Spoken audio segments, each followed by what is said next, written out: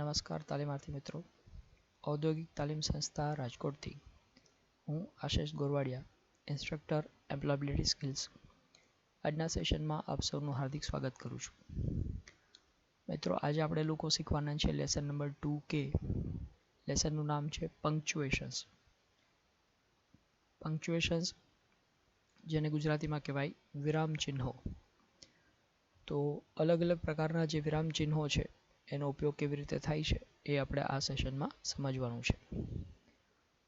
સૌથી પહેલા લેસનના હેતુઓ સમજી લઈએ. To learn the use of punctuations, મતલબ કે વિરામ ચિહ્નોનો ઉપયોગ કેવી રીતે કરવો જોઈએ એના માટેના નિયમો આપણે આ લેસનમાં સમજવાના છે. સૌથી પહેલી વાત કરીએ, અલગ અલગ પ્રકારના વિરામ ચિહ્નો કયા હોઈ શકે. તો ફૂલ સ્ટોપ, પૂર્ણ વિરામ જેને કહીએ, કોમા એટલે કે અલ્પવિરામ, સેમિકોલન, કોલન, ત્યારબાદ ડેશ, ત્યારબાદ કોટેશન માર્ક કે ઇન્વર્ટેડ કોમા જેને ગુજરાતીમાં આપણે અવતરણ ચિહ્ન કહીએ છીએ, હાઇફન, અને આ બધા જ અલગ અલગ પ્રકારના વિરામ ચિહ્નો એનો ઉપયોગ કરવામાં આવતો હોય છે. તો પહેલા ફૂલ સ્ટોપ એનો ઉપયોગ કેવી રીતે થાય એ સમજી લઈએ. The full stop is used to mark the end of a sentence. મતલબ કે જ્યારે કોઈ વાક્યનો અંત છે એવું દર્શાવવું હોય તો એના માટે આપણે ફૂલ સ્ટોપનો ઉપયોગ કરીએ છીએ. Unless the sentence ends with the question mark or exclamation mark. જો કોઈ વાક્ય છે એ પ્રશ્નાર્થ હોય તો એની પાછળ ક્વેશ્ચન માર્કનો ઉપયોગ થાય છે, અને જો કોઈ વાક્ય ઉદ્ગાર વાક્ય હોય તો એની પાછળ એક્સક્લેમેશન માર્કનો ઉપયોગ થાય છે. પરંતુ સાદું વાક્ય હોય તો એવા સંજોગોમાં, હકાર વાક્ય હોય તો એવા સંજોગોમાં વાક્યનું પૂર્ણ થવું એ ફૂલ સ્ટોપ દ્વારા દર્શાવવામાં આવે છે. The method proved to be very useful. ઉદાહરણ તરીકે જોઈએ તો the method proved to be very useful. Method છે એ ખૂબ જ ઉપયોગી સાબિત થઈ, તો અહીંયા વાક્ય પૂરું થયું તો પૂર્ણ વિરામનો ઉપયોગ થયો. In some abbreviations એટલે કે ઘણા બધા ટૂંકા નામ જે બનાવવામાં આવ્યા હોય તો દરેક ટૂંકા નામની પાછળ પણ ફૂલ સ્ટોપનો ઉપયોગ થાય છે. ઉદાહરણ તરીકે જોઈએ તો પેજનું ટૂંકું નામ P દર્શાવ્યું છે. પેજીસ, જાજા બધા પેજીસ હોય તો એના માટે PP પછી ફૂલ સ્ટોપ છે. ત્યારબાદ ફિગરનું ફૂલ શોર્ટ ફોર્મ બનાવ્યું છે ફિગ, એના પછી ફૂલ સ્ટોપ ઉપયોગ થશે. વોલ્યુમનું વોલ, ડિપાર્ટમેન્ટનું ડેપ્ટ, ત્યાર પછી યુઝવલીનું USU પછી ફૂલ સ્ટોપ, બ્રિટિશનું BRIT, એપ્રિલનું APR. આ બધા ટૂંકા નામ જે બનાવવામાં આવ્યા હોય એબ્રિવેશન્સ, એના પછી હંમેશા ફૂલ સ્ટોપ ઉપયોગ થાય છે. ઇન ડેસિમલ નંબર્સ, મતલબ કે પોઈન્ટવાળા જે નંબર્સ છે એના માટે પણ ફૂલ સ્ટોપનો ઉપયોગ થાય. ઉદાહરણ તરીકે 0.25, તો અહીંયા ફૂલ સ્ટોપનો ઉપયોગ થયો. ત્યારબાદ નેક્સ્ટ જે છે કોમા એટલે કે અલ્પવિરામ. તો બિફોર અ કન્જંક્શન અલ્પવિરામનો ઉપયોગ થશે. કન્જંક્શન અલગ અલગ પ્રકારના and, but, or, nor, so, for, yet, આ બધા કન્જંક્શન્સ આપણે આની પહેલાના લેસનમાં શીખી ગયા છીએ. કોઓર્ડિનેટિંગ કન્જંક્શન્સ, તો બધા કોઓર્ડિનેટિંગ કન્જંક્શનની આગળ હંમેશા આ કોમાનો ઉપયોગ થાય છે. He frowned but she did not understand why she was worried. ફ્રોન એટલે ગુસ્સે થવું, તે ગુસ્સે થયો પણ તેણી સમજી ન શકી કે તે શા માટે ચિંતિત હતી. તો અહીંયા બટની આગળ અહીંયા કોમાનો ઉપયોગ કર્યો. ત્યારબાદ આફ્ટર મોસ્ટ ઇન્ટ્રોડક્ટરી વર્ડ્સ, ફ્રેઝીસ ઓર ક્લોઝ, કોઈ ઇન્ટ્રોડક્ટરી એટલે કે શરૂઆતના શબ્દો છે એના પછી હંમેશા કોમાનો ઉપયોગ થાય છે. ઉદાહરણ તરીકે after the noisy party the neighbours complained. ખૂબ જ ઘોંઘાટવાળી પાર્ટી પતી ત્યાર પછી પાડોશીઓએ ફરિયાદ કરી. તો અહીંયા આફ્ટર ધ નોઇઝી પાર્ટી, આ શરૂઆતના શબ્દો છે એના પછી કોમાનો ઉપયોગ થયો. ત્યારબાદ before and after extra non restrictive information included in a sentence. જ્યારે કોઈ વધારાની ઇન્ફોર્મેશન એક વાક્યની અંદર મૂકવામાં આવેલી હોય તો એવા સંજોગોમાં કોમાનો ઉપયોગ કરવામાં આવશે. ઉદાહરણ તરીકે my father a computer programmer works late at night. તો અહીંયા વાત કરવાની છે માય ફાધરની. વર્ક્સ લેટ એટ નાઇટ, મારા પિતાજી મોડી રાત સુધી કામ કરે છે એવું દર્શાવવું છે. પણ આ માય ફાધર એના માટે એડિશનલ ઇન્ફોર્મેશન આપી અ કમ્પ્યુટર પ્રોગ્રામર. તો આ વધારાની ઇન્ફોર્મેશન છે એને છૂટી પાડવા માટે બે બાજુ કોમાનો ઉપયોગ કરવામાં આવ્યો છે.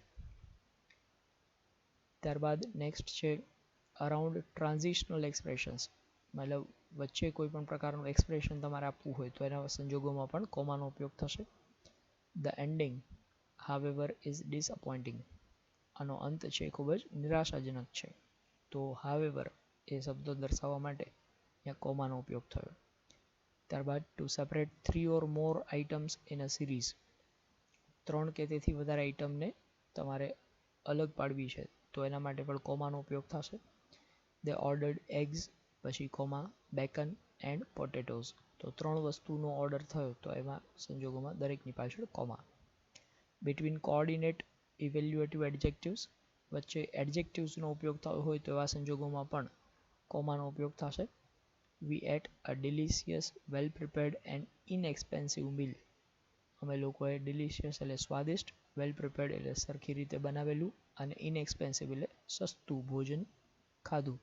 તો અહીંયા એક કરતાં વધારે એડજેક્ટિવનો ઉપયોગ થયો. એક કરતાં વધારે એડજેક્ટિવ છે એના માટે પણ કોમાનો ઉપયોગ થશે. ત્યારબાદ after a verb that introduces quotation, કોઈ વાક્ય છે એ બીજા કોઈ દ્વારા બોલવામાં આવેલું છે એના પછી પણ હંમેશા કોમાનો ઉપયોગ થશે. she gasped, we haven't a moment to lose, તેણીએ કહ્યું એક પણ ક્ષણ બગાડવા માટે આપણી પાસે નથી.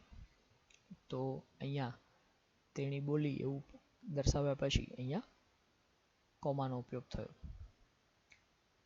ત્યારબાદ નેક્સ્ટ સેમિકોલન. સેમિકોલન જેને આપણે અર્ધવિરામ તરીકે ઓળખીએ. The semicolon is used to connect two independent clauses into a sentence. જ્યારે એક વાક્યમાં બે ઇન્ડિપેન્ડન્ટ ક્લોઝ એટલે કે બે મુખ્ય વાક્ય છે એને જોડવા હોય તો એના માટે સેમિકોલનનો ઉપયોગ કરવામાં આવે છે.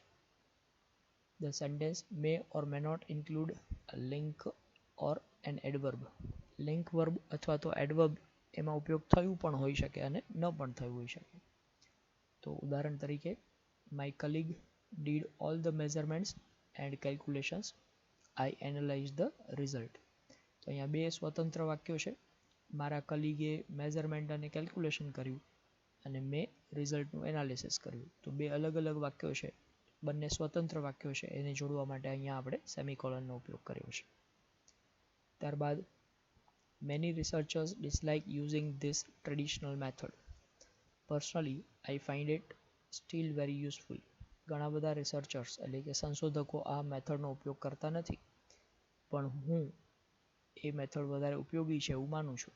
તો બંને સ્વતંત્ર વાક્યો છે એને જોડવા માટે સેમિકોલનનો ઉપયોગ થયો. ત્યારબાદ નેક્સ્ટ છે colon. The colon introduces an explanation or a list. explanation દર્શાવવા માટે કોલનનો ઉપયોગ થાય. if the high price does not keep sales down, the quantity will. Only 100 of these products have been made.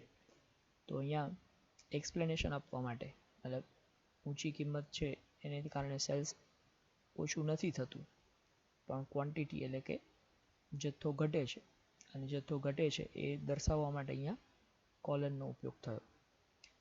ત્યારબાદ the size of this mobile serve its purpose to be easy to handle by senior users. મોબાઈલની size છે એનો purpose, એનો હેતુ પૂરો કરે છે. એનો હેતુ શું છે એ સમજાવવા માટે ફરીથી પાછું અહીંયા કોલન પછી એક વાક્ય બનાવવામાં આવ્યું. To be easy to handle by senior users. Senior users દ્વારા એનો ઉપયોગ સરળ બને એના માટે આ કોલનનો ઉપયોગ થયો છે. ત્યારબાદ લિસ્ટ દર્શાવવા માટે. The vast majority of telephone calls occur between spouse or close relations, parents and children, siblings and so on. તો અહીંયા એક કરતાં વધારે આઇટમ્સનું લિસ્ટ દર્શાવવા માટે પહેલા કોલન દર્શાવી અને ત્યારબાદ એનું લિસ્ટ દર્શાવવામાં આવ્યું છે. ત્યારબાદ નેક્સ્ટ છે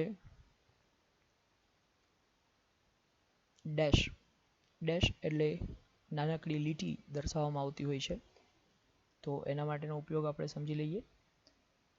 like the colon dash introduces explanation or list or inserted element. explanation માટે આપણે દર્શાવીએ તો all languages have the same purpose. દરેક ભાષાનો એક જ સિદ્ધાંત છે અથવા એક જ હેતુ છે. હવે કયો હેતુ છે તો એ દર્શાવવા માટે પહેલા ડેશ દર્શાવીએ અને ત્યાર પછી હેતુ દર્શાવવામાં આવ્યો. they communicate thoughts. દરેક ભાષા છે એ વિચારો દર્શાવે છે. ત્યારબાદ લિસ્ટ દર્શાવવા માટે પણ ડેશનો ઉપયોગ થઈ શકે. ઉદાહરણ તરીકે this timetable includes 3 things: day, date and time. તો અહીંયા લિસ્ટ દર્શાવવામાં આવ્યું, એક કરતાં વધારે વસ્તુઓનું લિસ્ટ દર્શાવતા પહેલા ડેશનો ઉપયોગ થયો. વધારાનું કોઈ એલિમેન્ટ સેન્ટેન્સમાં તમે ઇન્સર્ટ કર્યું છે તો એ દર્શાવવા માટે, એને સેપરેટ કરવા માટે પણ ડેશનો ઉપયોગ થશે. this highly efficient method. પછી આ હાઈલી એફિશિયન્ટ મેથડ છે એ કોણે ડેવલપ કરી છે એનું વધારાનું સેન્ટેન્સ આની વચ્ચે એડ કર્યું. Developed in the USA. તો આ હાઈલી એફિશિયન્ટ મેથડ ક્યાં ડેવલપ થઈ છે તો કે યુએસએમાં ડેવલપ થઈ છે. તો આ વધારાનું ઇન્સર્ટેડ એલિમેન્ટ છે એને એની અંદર એડ કરી અને સેન્ટેન્સને સેપરેટ કરવાની કોશિશ કરવામાં આવી. તો is being successfully applied in many other countries. ઘણા બધા દેશોની અંદર એ અપ્લાય કરવામાં આવી છે. તો જ્યારે સેન્ટેન્સને અલગ અલગ સેન્ટેન્સમાં વચ્ચે કંઈ ઇન્સર્ટ કરવું છે તો એવા સંજોગોમાં ડેશનો ઉપયોગ કરવામાં આવશે. ત્યારબાદ કોટેશન માર્ક એટલે કે ઇન્વર્ટેડ કોમા, જેને આપણે અવતરણ ચિહ્નો કહીએ છીએ. Inverted commas are used to enclose direct speech and quotation. they may be single inverted comma or double inverted comma. એક અવતરણ ચિહ્ન અથવા બે અવતરણ ચિહ્નોનો ઉપયોગ થઈ શકે. દાખલા તરીકે I have spoken to him, I said. on only one occasion. માત્ર એક જ પ્રસંગે મેં એની સાથે વાત કરી છે. તો અહીંયા ઇન્વર્ટેડ કોમાથી એ વાક્ય દર્શાવવામાં આવ્યું છે. according to XY, a word is characterized by the company it keeps. તો અહીંયા અકોર્ડિંગ ટુ XY કોઈના દ્વારા બોલાવવામાં આવેલા વાક્યો છે એને દર્શાવવા માટે અવતરણ ચિહ્નનો ઉપયોગ થયો. ત્યારબાદ હાઇફન. હાઇફન એ પણ એક નાની લીટી દ્વારા દર્શાવવામાં આવે છે. Hyphen joins together. એક શબ્દને બીજા શબ્દની સાથે જોડવા માટે હાઇફનનો ઉપયોગ થાય. દાખલા તરીકે સોશિયો ઇકોનોમિક, એંગ્લો અમેરિકન. તો એક શબ્દને બીજા શબ્દની સાથે જોડવા માટે હાઇફનનો ઉપયોગ થયો. Words with prefix. કોઈ શબ્દને એના પ્રિફિક્સની સાથે જોડવા માટે પણ હાઇફનનો ઉપયોગ થશે. દાખલા તરીકે કો ઓથર, સહલેખક, કો ઓપ્ટ, નોન સ્મોકર. તો અહીંયા આ પ્રિફિક્સને જોડવા માટે હાઇફનનો ઉપયોગ થયો છે. તો આ બધા અલગ અલગ પ્રકારના વિરામ ચિહ્નો છે. આશા રાખું છું આપ બરાબર સમજ્યા હશો. આપની નોટબુકમાં એને નોંધી લેશો. આભાર.